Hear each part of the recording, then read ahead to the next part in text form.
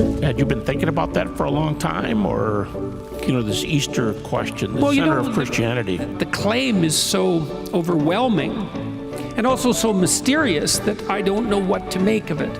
I don't know what to make of the idea of the physical resurrection. It's complicated conceptually right within the confines of the Gospels themselves. I don't know what it means metaphysically. I understand what it means symbolically.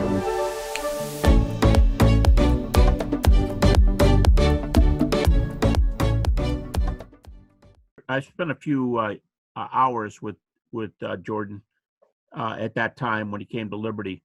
And a year before he came, if I remember correctly, he took a 3-page article that I wrote on the resurrection. Now, the way I argue for the resurrection is to say I can use historical facts that unbelievers grant.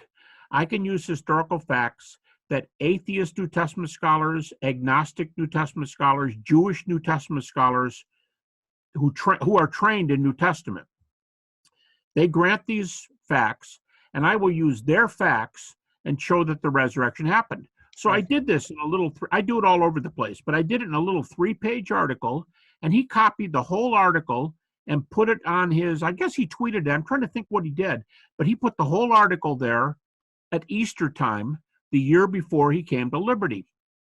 And then he made the comment, I don't think he was talking about my article. I think he was just talking about the resurrection in general, but he was talking about resurrection. My article's right there. And he says this. He said, I've got to give the resurrection more thought.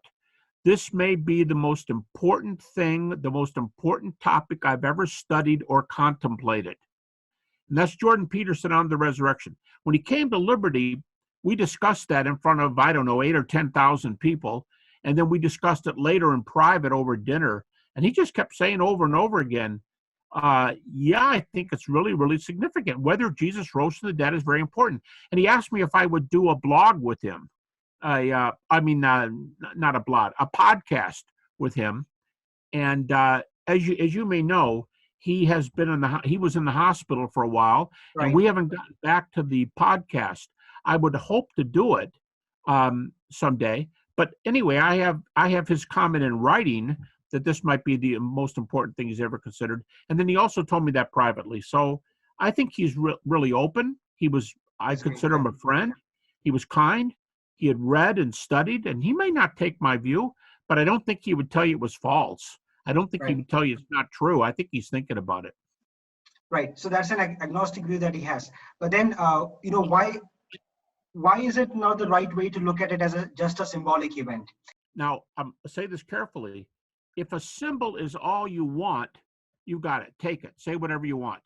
But if you want reality, and if you want evidence, and if you want assurance that your mother or father, when they died, that they were in Christ and they're going to live forever. If you want some kind of assurance in an argument, study an argument that has data.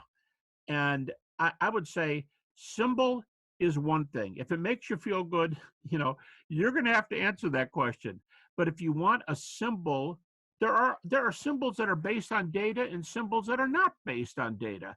And if you want a symbol that's based on data, marriage is a symbol, but it's based on a legal precedent, and it can't be broken legally unless you go in and break it, or unless somebody dies. We say until death do we part, but it's legal. And I would rather have a symbol that's based on something solid. In that case, the law, but the marriage.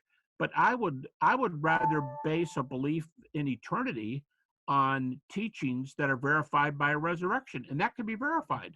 So I'm saying, let's put it this way: if a symbol is good, a symbol that's grounded is better.